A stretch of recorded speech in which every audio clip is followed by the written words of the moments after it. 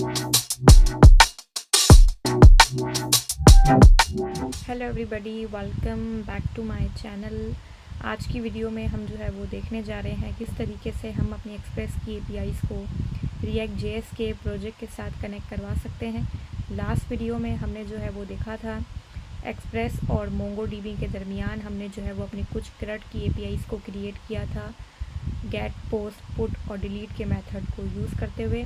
आज की वीडियो में हम जो है वो एक्सप्रेस और रिएक्ट को आपस में कनेक्ट करवाएंगे, क्योंकि मन स्टैक के अंदर हमेशा सारी जो एपीआईज़ बनती हैं वो express.js के अंदर ही बनती है और सारी एपीआईज़ को हम जो है वो वन बाय वन अपने रिएक्ट जेएस के प्रोजेक्ट में कॉल करवा रहे होते हैं।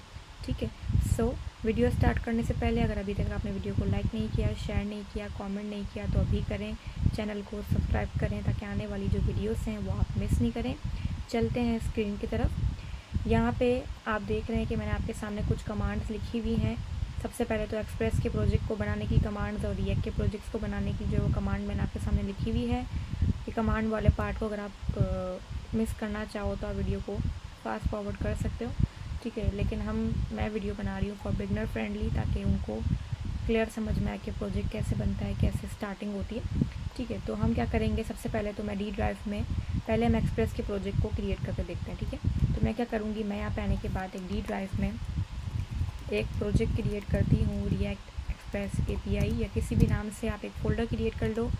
और उस फोल्डर के अंदर यहाँ पे आने के बाद सबसे पहले मैं क्या करूँगी, cmd ओपन करके npm init -y की जो नहीं सॉरी ये मुझसे मिस्टेक हो गई।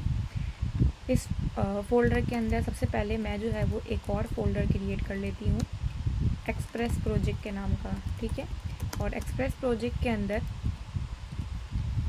एक्सप्रेस प्रोजेक्ट को मैं जो वो cmd पे ओपन करूँगी, और cmd पे ओपन करने के बाद जो है वो मैं npm init -y की जो कमांड है वो सबसे पहले मैं रन करूँगी, जो कि मैंने कर दी है। अब मैं करूँगी npm install express।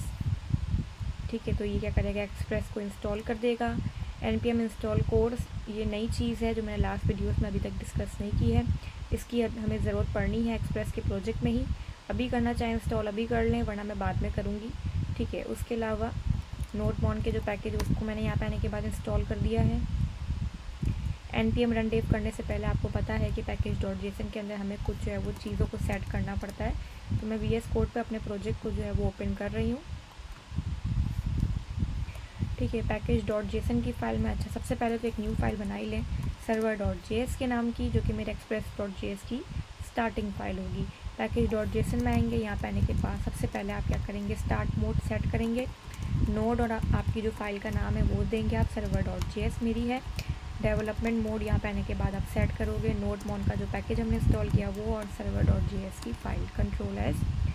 अब हम करेंगे npm रन डेव, तो हमारे पास express.js का जो प्रोजेक्ट है वो रन हो जाएगा। ठीक है, अच्छा, अब एक चीज़ कि यहाँ पे आने के बाद जो है वो रन तो खैर ये हो गया है, एक्सप्रेस का प्रोजेक्ट भी बन चुका है और उसको हमने VS कोड पे भी ओपन कर लिया है। नेक्स्ट मैं स्टेप ये करती हूँ कि मैं रिएक्ट के प्रोजेक्ट को क्रिएट करूँगी। कमांड ये कॉपी किया है मैंने, और अपने उसी फोल्डर में आती हूँ जो मैंने आपके सामने बनाया था, और यहीं से मैंने cmd ओपन किया। इसके लिए आप कोई न्यू फोल्डर एक और क्रिएट मत करना, ये खुद कर देगा। इस कमांड को जो है मैंने पेस्ट किया है यहाँ पे और एंटर किया। ये हम बना रहे हैं रिएक्ट जेएस का प्रोजेक्ट, थोड़ा इसमें टाइम लगेगा। और उसके बाद जो है वो हम क्या करेंगे, cd करके अपने फोल्डर के नाम में जाएंगे, और नेक्स्ट जो हमारी लाइब्रेरी इंस्टॉल करेंगे वो होगी npm install axios की। ये क्यों इंस्टॉल करेंगे, क्योंकि हम express.js की एपीआईज़ को रिएक्ट के अंदर कॉल करवाना चाह रहे हैं। तो एक्शियस की लाइब्रेरी जो है वो उसके लिए हमें हेल्प करेगी। किसी भी एपीआई को अगर आपको कॉल करवाना हो या उस पर डेटा भेजना हो तो आप एक्शियस की लाइब्रेरी को यूज़ कर सकते हैं, वरना और भी 2-3 तरीके हैं एपीआई को कॉल करवाने के। फैच का अपना भी मेथड है जावास्क्रिप्ट का, वो भी आप यूज़ कर सकते हो, वो आपके ऊपर है। काफ़ी सारे तरीके होते हैं, तो मैं फ़िलहाल एक्शियस की लाइब्रेरी को ही जो वो यूज़ करूँगी। अभी देखते हैं प्रोजेक्ट हमारा क्रिएट हुआ रिएक्ट का कि नहीं, थोड़ा हमें वेट जो करना पड़ेगा इसके लिए। ठीक है, यहाँ पे अगर आप देखो तो हमारा रिएक्ट जेएस का जो प्रोजेक्ट है वो सक्सेसफुली बन चुका है। अब इसके अंदर हम क्या करेंगे, cd करके अपने रिएक्ट का जो हमने प्रोजेक्ट का नाम दिया था उसकी डायरेक्टरी के अंदर जाएंगे। npm इंस्टॉल एक्शियस की लाइब्रेरी को अभी साथ इंस्टॉल कर ही दें, जो कि हमें बाद में ज़रूरत पड़नी है। VS कोड पे भी प्रोजेक्ट को साथ में मैंने ओपन कर लिया है और अपने React.js के प्रोजेक्ट को रन पे भी लगा दें, जिसकी कमांड है npm start। ओके, दोनों प्रोजेक्ट हमारे बन चुके हैं और दोनों प्रोजेक्ट को हमने VS कोड पे भी ओपन कर लिया है, ठीक है। और ये सब तो डन हो चुका है हमारा। ओके, ये हमारा React का प्रोजेक्ट का जो डायरेक्टरी है वो है, ठीक है। और ये हमारे एक्सप्रेस के प्रोजेक्ट की डायरेक्टरी, ठीक है। फ़िलहाल अभी हमें जो पहला काम करना है वो एक्सप्रेस के अंदर करना है, क्योंकि पहले तो हमें बनानी API है। API हमेशा एक्सप्रेस के अंदर ही बनती है और बाद में हम React पे जाएंगे, ठीक है। तो server.js में express.js के प्रोजेक्ट में सबसे पहले हमें एक बेसिक सा कोड चाहिए। तो आप क्या करोगे, यहाँ पे आने के बाद जो है वो एक्सप्रेस की ऑफिशियल वेबसाइट पे आके हेलो वर्ल्ड पे जाएंगे और ये जो बेसिक सा कोड होता है वो आप यहाँ पे पेस्ट कर लेना। पोर्ट आप यहाँ पे चेंज करोगे 3000 से 5000 कर लेना। क्यों? क्योंकि React.js की जो अपनी पोर्ट है वो खुद 3000 है, तो एक्सप्रेस को हमें दूसरी पोर्ट पे रन करना पड़ेगा, तो आप यहाँ 5000 दे देना। अब यहाँ पे मैं बेसिक से अपनी API बना लेती हूँ। ये भी नाम दे सकते हो, वरना मैं चेंज कर लेती हूँ API/users। ये मेरी एक API का मैंने नाम दे दिया है। और इसके अंदर अगर आपको हेलो वर्ल्ड सेंड करवाना है तो आपके ऊपर है, लेकिन मैं फ़िलहाल एक JSON फॉर्मेट में एक डेटा भेजना चाह रही हूँ। कर्ली ब्रैकेट के अंदर मैंने यहाँ पे सबसे पहले दी ID जो कि 1 दे दी, नेम जो कि मैंने नेम कुछ भी दे दिया, ठीक हो गया। और उसके अलावा अगेन ID 2 दे दी मैंने, नेम मैंने दे दिया इसमें अली, ठीक है। और लास्ट एक और मैं रिकॉर्ड बना लेती हूँ ID 3 और नेम मैंने दे दिया, क्या दे दिया नेम, कौन नाम दे, नाम नहीं आते एक तो दिमाग में कोई, चलो फ़िलहाल के लिए, ठीक है। ये मैंने कुछ यहाँ पे जो है वो इसके अंदर नेम असाइन कर दिए हैं, ठीक है। तो मतलब ये मेरी API मैंने बना ली एक्सप्रेस के अंदर। जब भी कोई इस API को हिट करेगा ये रिकॉर्ड JSON फॉर्मेट में शो होगा। तो लोकल होस्ट 5000 करके देखते हैं एक्सप्रेस का प्रोजेक्ट, क्योंकि रनिंग स्टेज पे ही है। तो मैं क्या करूँगी, यहाँ पे आने के बाद ये रहा, ठीक है। अगर आप देखें जब मैंने इसको हिट किया लोकल होस्ट 5000/API/users, तो हमारा जो रिकॉर्ड है वो यहाँ पे सक्सेसफुली रन बिल्कुल सही से हो रहा है, JSON फॉर्मेट में रिकॉर्ड आ रहा है। अगर आप इसको पोस्टमैन पे चेक करना चाहो तो तब भी आपका रिकॉर्ड तो शो होगा ही, लेकिन अब मेन काम ये है कि ये जो हमारी API बन चुकी है, इस API को हमें अपने React के प्रोजेक्ट पे जाके कॉल करवाना है और डेटा लेकर आना है, ठीक है। तो अब हमारा जो काम आएगा, एक्सप्रेस का काम यहीं तक का था, बस आपको अब API की ज़रूरत पड़नी है, जो कि मैं ऑलरेडी बाद में कॉपी करूँगी। अब मैं React के प्रोजेक्ट पर आती हूँ। React के प्रोजेक्ट में SRC के अंदर यहाँ पे जो app.js की जो फाइल होती है, आप React को अगेन अपने माइंड में लेकर आते जाएं, क्योंकि अब हम React के हुक्स को देखने जा रहे हैं अगेन। app.js की जो फाइल है React की, हमेशा वो स्टार्टिंग फाइल होती है जो कि चलती है। जैसे एक्सप्रेस के अंदर हमें जो खुद से एक स्टार्टिंग फाइल बनानी पड़ती है, जैसे किसी भी नाम की server.js एक्सेट्रा। अब React के अंदर बाय डिफ़ॉल्ट हमें एक फ़ाइल मिलती है app.js के अंदर की। इसके अंदर इसने कुछ अपना कुछ काम किया हुआ है, तो मैं ये दोनों जो इसने इंपोर्ट किए हैं इसकी मुझे ज़रूरत नहीं है, मैं हटा देती हूँ। रिटर्न के अंदर इसने div रिटर्न किया हुआ है, इसको मैंने हटाया और अपना एक खुद का div का टैग यहाँ पे दे दिया है फ़िलहाल के लिए। इंपोर्ट ऊपर आप करोगे 2 हुक्स को, एक यूज़ अफेक्ट के हुक को और यूज़ स्टेट के हुक को। ये हुक्स को आप अगेन अपने दिमाग में लाते जाएँ। React.js के अंदर आपको पता है कि सारा जो काम है वो हुक्स के ऊपर हो रहा होता है। तो इंपोर्ट किया मैंने सबसे पहले React को, और React के अंदर से मैंने क्या किया, यूज़ अफेक्ट के भी हुक को कॉल किया और यूज़ स्टेट के भी हुक को मैंने कॉल कर लिया। मैंने कहा कहाँ से आप ये लेकर आओगे, React के अंदर से कॉल कर लो। दूसरा, हमने एक Axios की लाइब्रेरी आपके सामने मैंने इंस्टॉल की थी जब मैं React.js के प्रोजेक्ट को बना रही थी। अगेन बता दूं कि वो API को लेकर आने के लिए हमें हेल्प करेगी, ठीक है। तो उसको आप यहाँ पे इंपोर्ट कर लो। Axios कर लिया इसने, ओके डन है, ठीक है। तो अब इसको हमें जो है वो आगे यूज़ करना है। फंक्शंस के अंदर आएंगे, सबसे पहले हम जो है ये यूज़ स्टेट है इसकी एक प्रॉपर्टी यहाँ बनाएंगे। तो यूज़ स्टेट स्निपेट को मैं ले लेती हूँ और यहाँ पे आपकी मर्ज़ी से आप कोई भी किसको नेम असाइन कर दें। इसका मैं यू कैपिटल कर लेती हूँ, वो मेरे मर्ज़ी है, उसका कुछ इशू नहीं है। और मैंने यहाँ पे एरे रिटर्न कर दिया है। ये यूज़ स्टेट के हुक को लिखने का तरीका है। इसको अगर प्रॉपर्ली समझना हो तो मैंने इसकी प्रीवियस वीडियोस बनाई हुई हैं, आप अगर React.js की सीरीज़ में जाओगे तो आपको मिल जाएगी, ठीक है। लेकिन बस आप ये बात याद रखें कि React.js में सारा काम हुक्स के ऊपर होता है। इसमें सिर्फ ये 2 हुक्स नहीं और भी काफ़ी सारे हुक्स हैं। शॉर्ट फॉर्म में कुछ से बताऊँ थोड़ा बहुत, यूज़ स्टेट का हुक हम तब यूज़ करते हैं जब हमें कोई ऐसी वैल्यू लानी हो जो डायनेमिकली चेंज भी हो सकती है, ठीक है।